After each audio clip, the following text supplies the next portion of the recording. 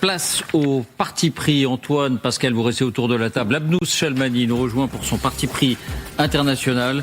Et c'est vous qui commencez, Antoine, avec votre parti pris politique. Il est le favori à ce stade du bloc central, comme on dit, c'est-à-dire si on enlève le Rassemblement national et si on enlève LFI, Édouard Philippe. Et pourtant, il y a des interrogations, il y a même, disent certains, une énigme autour d'Édouard Philippe qui, malgré une petite forme d'éclat de sa victoire à la mairie du Havre lors des municipales, semble décidé à en faire le moins possible au moment même où sa cote de popularité semble s'infléchir.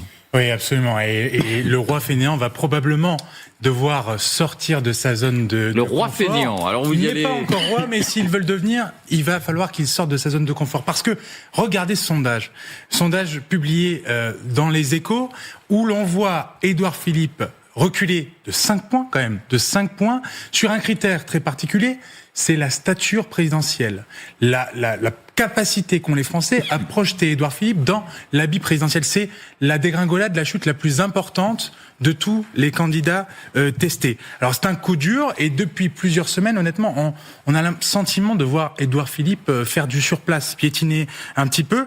Alors certes, vous le disiez, il a fait le plein de confiance au municipal et honnêtement, sans la mairie du Havre, il pouvait faire une croix sur l'Élysée. Ah, vous le dites comme ça? Ah oui, il l'avait d'ailleurs lui-même insinué. Ah oui. S'il ne repassait pas au Havre, sans la mairie du Havre, il était obligé de faire une croix sur l'Élysée, il n'aurait pas été crédible aux yeux des Français. Mais de plus en plus, on se demande, lui qu'on sait boxeur, qu'on a l'habitude de voir les gants au poing, en a-t-il suffisamment dans le ventre? En a-t-il sous le capot? Et encore hier, je me suis posé la question. Il était en déplacement à Toulouse, Édouard Philippe, avec le maire de Toulouse, Jean-Luc Moudenc, et il a dit simplement vouloir améliorer, corriger, réparer le pays, sans plus de précision. Alors, honnêtement, c'était bien la peine de nous promettre un projet massif si c'était pour, à ce point, donner très peu de précision, si c'était pour ne rien dévoiler derrière. Et ça fait quand même quelques semaines maintenant que ça dure, que Édouard Philippe ait l'étoffe d'un présidentiable, ça ne fait aucun doute. Qu'il n'ait pas pour habitude, que ce ne soit pas dans son style, d'étaler sa vie privée comme le fait en ce moment Gabriel Attal. Ça fait de lui, somme toute, un authentique Normand. Très bien. Ou Jordan Bardella. Absolument, ou Jordan Bardella. En la matière, il n'a pas le monopole, Gabriel Attal. Il mise sur le discours de vérité. C'est clairement son créneau, Édouard Philippe. Sur le défi démographique, sur l'état des comptes publics, sur la nécessité de travailler plus. Tout ça, on a compris. Mais après, à un moment donné, comme on dit chez moi dans le Sud-Ouest, il ne va pas pouvoir se contenter de brandir les sondages de second tour où il est donné gagnant face à Marine Le Pen ou Jordan Bardella. Il va lui falloir jouer une campagne de premier tour. Ça Comment veut on dit dire chez vous dans le Sud-Ouest? à un moment donné. À un moment donné. C'est une expression typique du Gers et des milieux rugbystiques. Donc, à un moment donné, il va lui falloir se mouiller, prendre des risques. Or, prendre des risques, Édouard Philippe, il n'aime pas trop ça. Je vous le disais, il aime plutôt, à la manière de son mentor Alain Juppé, boxer dans sa zone de confort, ne pas s'exposer au chaos technique. Et ça, c'est vrai sur tous les sujets avec lui. La sécurité, l'immigration, la place aussi de l'islam dans la République. Regardez par exemple, j'ai repris cet extrait de son interview. Il était interrogé sur ce plateau par Jean-Michel Apathy, c'était en décembre dernier, sur ce plateau, écoutez. Comment vous réagissez quand vous voyez une femme voilée dans la rue? Je vais vous répondre très honnêtement. Peut-être que c'est quelque chose de bien ou de pas bien, j'en sais rien. J'aime pas ça. J'ai jamais été à l'aise vis-à-vis du port du voile. Mais ce que je dis là, et que je dois dire, je pense très sincèrement, ne me conduit pas à vouloir interdire le port du voile dans l'espace public. Même pour les filles mineures, par exemple, puisque c'est même pour les jeunes filles mineures. Voilà, il y a toujours un mais avec Édouard Philippe. Il y a toujours un mais, et ce mais, il finit par devenir un problème, tant il rappelle furieusement le en même temps d'Emmanuel Macron, mais tant il rappelle aussi, pourquoi pas, l'identité heureuse d'Alain Juppé. Et cette identité heureuse, Alain Juppé, on se souvient qu'elle ne lui a pas porté chance à la primaire en 2016. Ça a même causé sa perte. Et c'est cet héritage maudit que Édouard Philippe doit combattre, dont il doit se débarrasser, prouver que, comme Alain Juppé, il ne s'effondrera pas dans la dernière ligne droite, prouver qu'il a envie d'être élu président et pas simplement nommé. Alors, il me reste à trancher une question pour lever l'énigme que vous souleviez, David. Pourquoi cette retenue ? Pourquoi ne lâche-t-il pas ses coups ? Parce que lui, pardon de vous interrompre, il dit la route est longue. Si j'expose tout mon programme, j'aurai grillé toutes mes cartouches. Les Français n'ont pas encore la tête à la présidentielle. Effectivement. Sauf qu'à force de garder ses cartouches, il finit par semer le doute. Semer le doute un petit peu dans son entourage, semer le doute chez une partie des Français aussi. Non pas parce qu'on ne sait pas où il habite. On sait, Édouard Philippe est un homme de droite. Son parcours à l'UMP parle à sa place. Mais parce qu'il est, à mon sens, prisonnier d'un électorat aux intérêts et aux idées potentiellement divergentes. Il y a son socle de droite traditionnelle, libérale, plutôt ferme sur la sécurité, l'immigration, demandeur aussi de réponses sur l'identité française, des gens qui pourraient aussi bien être tentés au fond par Bruno Retailleau, son grand rival, et compter sur le candidat DLR pour marquer vraiment à la culotte, j'allais dire, Édouard Philippe, sur tous les sujets. Dès qu'il y aura un faux pas sur l'Algérie, sur l'immigration, sur les OQTF, Vlan, il tentera de le faire passer pour un mou du genou. Et bien évidemment, Bruno Retailleau se fera aussi fort de rappeler que, par exemple, après la dissolution, aux législatives, on s'en souvient, Édouard Philippe avait appelé à voter pour un candidat communiste face au RN sur sa circonscription. Ce n'est pas rien. Donc ça, c'est une de ses préoccupations. C'est une de ses Édouard préoccupations. Philippe. Et la deuxième, j'en finirai par là, c'est que, évidemment, face à cette préoccupation, la tentation serait simple. Ça serait, au fond, de droitiser son discours, de jouer la surenchère à droite avec Bruno Retailleau. Sauf qu'il y a un problème, c'est que cette surenchère à droite, elle aliénerait l'autre partie des soutiens dont il a besoin, ceux du centre, voire de gauche modérée, les sociodémocrates. Car oui, c'est un fait marquant de cette pré-campagne, une partie des électeurs sociodémocrates envisage, c'est vous dire combien ils sont désespérés, d'aller se réfugier dès le premier tour chez Édouard Philippe. Pas par adhésion, pas par passion non plus. Passion pour Édouard Philippe, mais par peur du second tour. Mélenchon-Bardella ou Mélenchon-Le Pen. Et ça, c'est inédit dans l'histoire de la Il ne Ve faut pas les braquer, ces électeurs-là. Et ça, c'est inédit dans l'histoire de la Ve République. C'est-à-dire qu'on va peut-être assister à un barrage républicain de premier tour. Et ce barrage républicain de premier tour, si Édouard Philippe veut en être pleinement bénéficiaire, il est obligé de taire l'homme qu'il est vraiment, à savoir un homme de droite.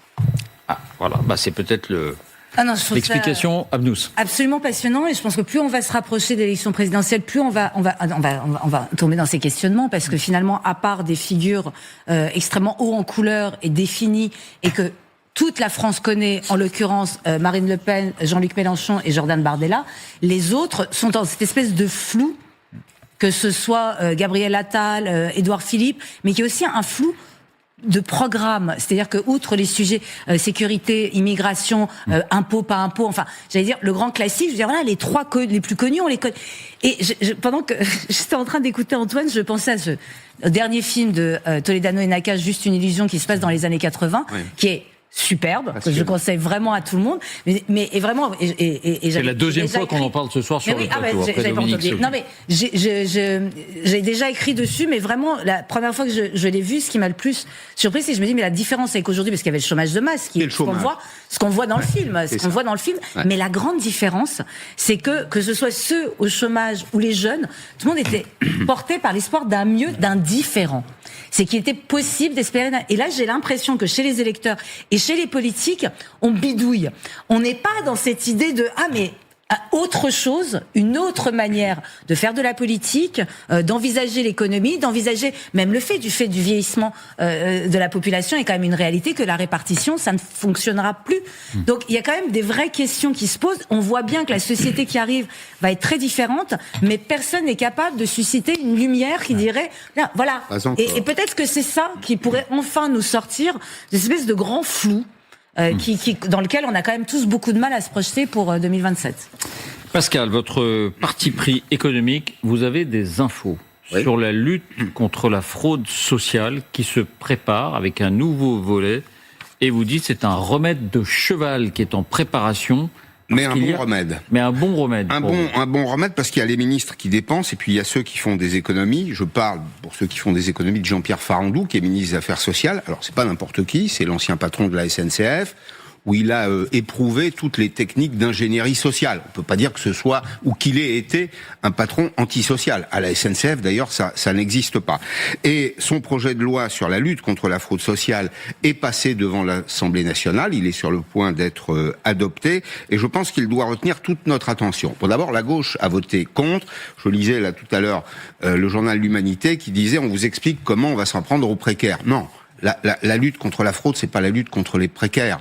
Et il y a un argument à gauche qu'il faut absolument repousser, qui est de dire vous vous attaquez à la fraude sociale, pas à la fraude fiscale.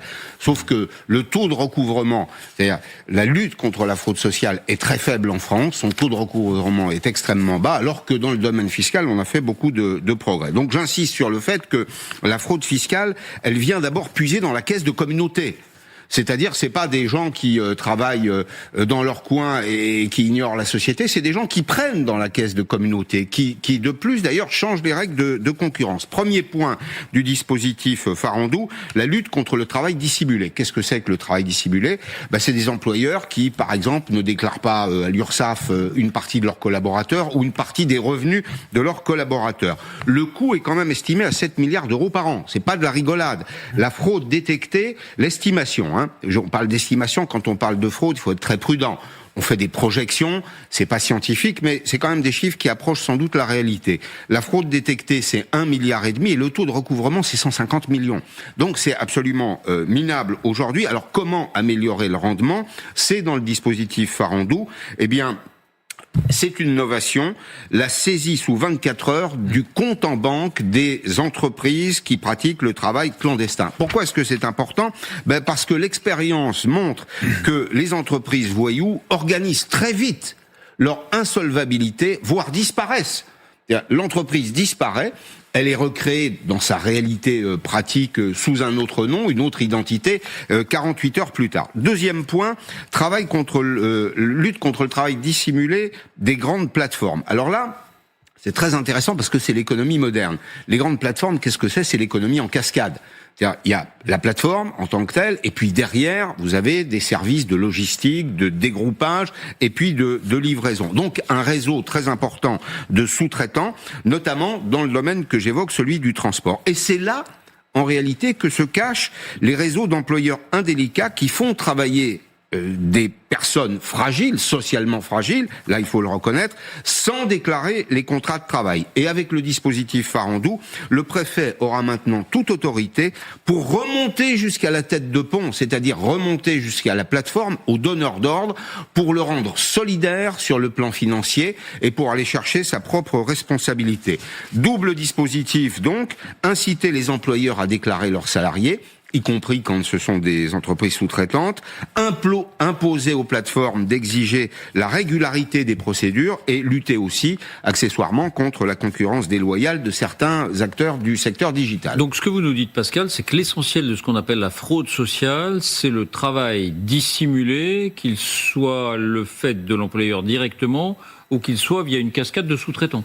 C'est essentiellement ça, avec malgré tout d'autres éléments. C'est mon troisième point, c'est la fraude à la formation. Oui, alors, c'est de l'ordre d'1 milliard à 1,5 milliard d'euros par an. Vous allez me dire, c'est peu comparé au reste, mais enfin, ça vaut le coup malgré tout qu'on s'y attaque. À lui seul, l'apprentissage représente en France un engagement financier de 16 milliards d'euros. Mais comme à chaque fois qu'il y a de l'argent public, il y a des réseaux mafieux qui s'y intéressent. Le dispositif permettra de lutter contre les formations fictives, c'est-à-dire celles qui n'existent pas, qui sont facturées aux organismes payeurs, mais qui n'existent pas. Lutter contre les formations inappropriées. Des enquêtes vont être désormais menées.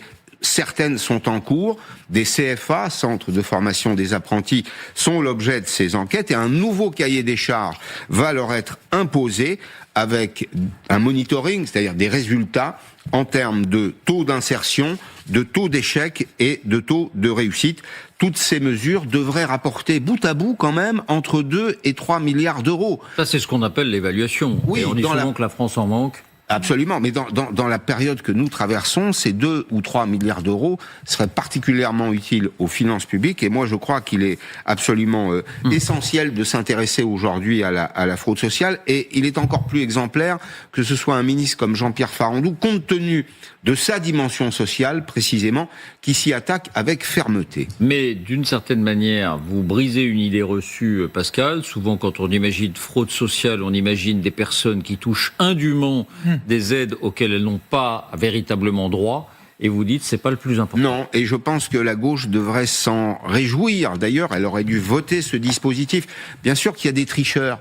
Bien sûr qu'il y a des gens, des personnes physiques qui profitent des dispositifs, qui ne déclarent pas leur situation ou qui la déclarent de façon imparfaite. Mais là, vous avez un projet qui s'attaque aux employeurs indélicats, à la fraude sociale qui est organisée par les entreprises qui sont des entreprises voyous. Et je pense que c'est d'intérêt général, c'est d'intérêt public de le faire. Et dans ces réflexes pavloviens, il est vrai que la gauche, dès lors qu'on mentionne le mot de fraude, pense fraude au RSA, fraude aux APL, fraude à tout ce type de prestations, et donc pense quoi ? La chasse aux pauvres, systématiquement. Et lorsqu'évidemment, par exemple, pour ce qui est des contrôleurs CAF, là on est dans d'autres types de contrôles, il y a de nouvelles techniques qui sont mises à la disposition des contrôleurs CAF, qui sont un peu plus ingénieuses, par exemple, que le simple fait de vérifier si un allocataire est en France ou pas en voyant ses réseaux sociaux. Eh bien, il y a une levée de bouclier à gauche pour dire c'est du profilage insupportable, une chasse aux pauvres à laquelle il faut mettre fin. Alors qu'objectivement, c'est l'affaire de tous. Simplement, ne pas se servir de la fraude, et j'en finis par là, pour gager des programmes présidentiels. Parce qu'on sait que c'est évidemment salutaire que d'y attaquer, mais ça ne rapporte jamais les recettes suffisantes pour permettre de gager certains programmes.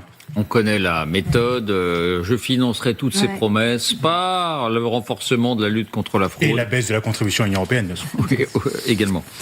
Amnous, votre parti pris international, alors là, ça devait être le leader de l'Europe, l'homme fort de l'Europe, l'homme fort de cette Allemagne qu'on envie tant souvent, Friedrich Merz. 1 an après, ça fait 1 an qu'il est au pouvoir. Et c'est une dégringolade continue. Vous nous dites, Merz, le mal-aimé, que se passe-t-il ? Mais oui, non, mais c'est vrai, sous les applaudissements, il est arrivé au pouvoir, il est devenu chancelier il y a 1 an, jour pour jour, et tous les analystes, dont moi-même, on était là, ça y est, renouveau, rigueur retrouvée, l'homme fort, comme vous le disiez, de la première économie européenne, que la première économie européenne attendait depuis des années, et patatrac, 1 an plus tard, voilà le bilan. Relance économique promise n'a pas eu lieu, 83% des Allemands ne sont pas satisfaits de son travail, et l'extrême droite, en l'occurrence l'AfD, s'installe à la première place des sondages. J'y reviendrai évidemment. Alors, 83%, c'est du jamais vu. C'est du jamais vu. 1 an, c'est très court pour juger une politique, mais c'est très long quand il s'agit d'accumuler les désastres. Et je pèse mes mots parce que, évidemment, on commence par l'économie, parce que c'est là où tout le monde attendait Merz en disant, évidemment, c'est là où il va, c'est là où il a promis d'exceller et qu'il va exceller. Alors, puisque avocat d'affaires, libéral convaincu, il promettait de débloquer l'Allemagne. Et 2 années consécutives de récession, nombre de chômeurs a franchi en janvier la barre des 3 millions, c'est son niveau le plus haut depuis 2014, prévision de croissance revue à la baisse et des patrons allemands qui réclament des réformes. Ça aussi, c'est plutôt inédit, d'habitude ils bossent ensemble, tout va bien. Et la coalition, elle grince, elle se dispute en public, et des membres de son propre groupe conservateur reprochent au gouvernement d'être concentré uniquement sur les questions d'immigration et de mettre de côté l'économie, l'éducation et la sécurité. Et je pense que c'est toujours pas, parce qu'en plus, c'est vraiment le serpent qui se mord la queue. Plus l'AfD augmente, donc plus il y a une espèce de course de surenchère sur les questions d'immigration, sans prendre en compte que c'est l'économie, l'éducation, la sécurité qui permettront de juguler la question et donc de faire baisser l'AfD. Et ça, c'est pareil dans tous les pays européens. Alors Merz, lui, qu'est-ce qu'il fait ? Je vais faire du mauvais esprit, vous me pardonnerez, on est jeudi. Il la joue à la française, c'est-à-dire qu'il tacle vers l'extérieur. Il dit, c'est pas moi, c'est le monde, c'est l'horizon. J'ai rien à voir là-dedans, c'est des causes externes, c'est la guerre au Moyen-Orient, les fluctuations des prix de l'énergie. C'est la faute des Américains, de Trump particulièrement, c'est la réglementation excessive de Bruxelles. Tout le monde est à blâmer, sauf lui. Et vous savez, quand un politique commence à pointer systématiquement l'horizon pour éviter de regarder ses propres pieds, c'est qu'il est en train de se noyer. C'est quand même la chose est quand même connue. Et effectivement, on peut pas s'empêcher, dès qu'on parle d'Allemagne, de parler de l'horizon américain, parce que là, en 1 an, j'allais dire, l'Allemagne a pris quand même super cher sur 2 sujets. D'abord, Donald Trump qui annonce des droits de douane à 25% sur l'automobile européenne, dont l'allemande. Et quand on parle parle Allemagne, on parle industrie. Quand on parle industrie allemande, on parle, comme le dit très voiture, justement vroom, Pascal, on parle vroom vroom et voiture. Donc c'est quand même l'identité allemande et c'est quand même une claque, pour pas le dire. Et les soldats américains, ils sont sur le sol allemand depuis 1945. C'est le socle de sa sécurité à l'Allemagne. Donc c'est vraiment genre deux catastrophes. Le parapluie américain. Ils sont là. Et puis même, il y a quand même une habitude, il y a quand même une culture quasi. C'est normal d'avoir les Américains à domicile. Ça permettait même à la gauche de manifester régulièrement. Que va-t-elle faire maintenant? C'est une catastrophe, quoi. Sur la défense, en plus là, Merz nous avait tous impressionnés. Jusqu'en France, fonds spécial de 500 milliards d'euros sur 12 ans hors budget pour faire de l'Allemagne l'armée conventionnelle la plus puissante d'Europe. C'était ambitieux et surtout historique quand on sait, j'allais dire, l'allergie légitime de l'Allemagne quand il s'agit de réarmement. Mais même ce chantier s'est transformé en champ de mine politique, puisque le ministre social-démocrate de la Défense, Boris Pistorius, qui a rejeté en plein automne l'accord qu'ils avaient négocié, et ils se sont déchirés sur le service militaire allemand. Et donc, forcément, quand ça s'étiole, le projet il commence à ressembler à plus grand-chose. Et pendant ce temps-là, seuls 24% des Allemands pensent que le gouvernement Merz tiendra jusqu'à la fin de la législature qui est prévue en 2029. Il faut dire à Abnouz quand même qu'il rêvait de gouverner, d'avoir les mains libres, et il a été contraint à faire une coalition avec les sociodémocrates qui eux-mêmes étaient au pouvoir les années précédentes. Mais quel Allemand, quel chancelier n'a pas été contraint au compromis? Et lui aussi. Et comme il arrivait quand même après le désastre Olaf Scholz, on s'attendait quand même. Et d'ailleurs, je vais vous donner tout de suite le chiffre, c'est que 42% des Allemands pensent qu'il fait moins bien qu'Olaf Scholz. Et là, vraiment, c'est exceptionnel par la négative. Donc, c'est dire à quel point, forcément, après Olaf Scholz, ça pouvait être que mieux. Eh bien, non. Et quand effectivement je vous raconte tout ça, là vous vous dites d'accord, maintenant je comprends pourquoi l'AfD cartonne. C'est quand même assez logique. Et ce qui est absolument dramatique, c'est que j'ai trouvé ce chiffre et il m'a vraiment bluffé, c'est que l'AfD arrive à 28% dans les sondages. C'est exactement le score de la CDU-CSU, donc le parti de Merz, aux dernières élections. Donc l'une des grandes réussites de Merz aura été d'amener l'extrême droite au niveau de son propre parti, quoi. Mais alors moi j'ai envie de vous poser la question, Abnouz. C'est l'Allemagne qui va mal ou c'est Merz qui est particulièrement médiocre? Non, je pense que c'est la crise et c'est Merz qui paye. Et je crois qu'en plus, je crois qu'il y a un fantôme, et je vais finir sur ce fantôme-là, c'est Angela Merkel. C'est qu'Angela Merkel, c'est elle qui a empêché Merz d'accéder à la tête de leur parti en 2002. En 2004, Merz, petit à petit, s'est retiré de toutes les instances. Il est parti dans le privé, il a fait des affaires, de l'argent, avocat d'affaires, etc. Et il s'est construit, je veux dire, passons sur le fait que les deux ne peuvent pas se sentir en peinture, mais il s'est construit comme l'anti-Merkel, vraiment par tout ce qu'il pense. Donc le compromis Mouti, la gentille, l'ouverture, lui il est plus traditionnel, plus conservateur, et il est arrivé avec cette certitude-là, et ça n'a pas du tout marché, parce que peut-être que justement, là, ce dont l'Allemagne et l'Europe a besoin, c'est effectivement d'être capable de s'asseoir à n'importe quelle table et de négocier avec tout le monde. Dans le cas de l'Allemagne aujourd'hui, il y a aussi un vaste débat budgétaire, c'est-à-dire qu'à la différence de la France, l'Allemagne a une politique rigoureuse. La part de la dette sur le PIB est autour de 65% de mémoire, et le débat porte sur le fait que il faudrait que l'État investisse dans des proportions raisonnables, et c'est ce qu'on lui demande à lui d'ailleurs, investir pour les autoroutes, les infrastructures, aider à la transformation de l'industrie allemande. Oui, et il le fait pas véritablement, parce qu'il y a quand même une obsession du Schwarz-Null, vous savez, qui est cette règle budgétaire. Non, et surtout il le fait pas parce que je pense que vraiment c'est là où on atteint la tragédie grecque, c'est que il devrait logiquement le faire, et qu'en plus les sociodémocrates le soutiendraient, mais qu'il le fait pas parce qu'il dit c'est quelque chose que ferait Merkel. Et c'est là où cet homme qui a tout fait pour, le malheur des hommes en général, au sens générique, des humains, des humains en général, c'est qu'ils sont persuadés d'avoir été écrits pour un destin, et si ce destin leur échappe, ils passent leur temps à lui courir après, quitte à se fracasser du haut de la falaise. Il y a quand même une chose qui retient l'attention si on regarde les 5 grands pays européens. En France, Emmanuel Macron est très impopulaire. Oui. En Allemagne, Sanchez, qui brille entre guillemets à l'international, qui a des soutiens, est impopulaire. Oui. En Pologne, on voit très bien l'instabilité entre les deux franges de la vie politique. Il reste l'Italie. Ajouter l'Italie, non? Ajouter l'Italie ou... Non, attends, au niveau des sondages, elle s'en sort encore. Oui, oui, Et la réforme elle de s'en la sort justice, encore, mais elle avait été mal présente. ce désenchantement de plus en plus rapide, il semble être européen. Oui, absolument. Et puis même si d'ailleurs on franchit les frontières communautaires pour aller chez nos amis britanniques, on voit aujourd'hui la situation de Keir Starmer qui n'est pas beaucoup plus enviable. En réalité, je ne sais pas si Friedrich Merz engagera les investissements qui lui sont demandés pour espérer relancer une espèce de boucle keynésienne vertueuse. Mais ce qui est certain, c'est qu'on a des bases politiques, parce que c'est ça le fond de l'affaire, qui sont de plus en plus étroites. Un mandat qui est de moins en moins clair, confié en l'espèce au chancelier, mais c'est la même chose pour Emmanuel Macron.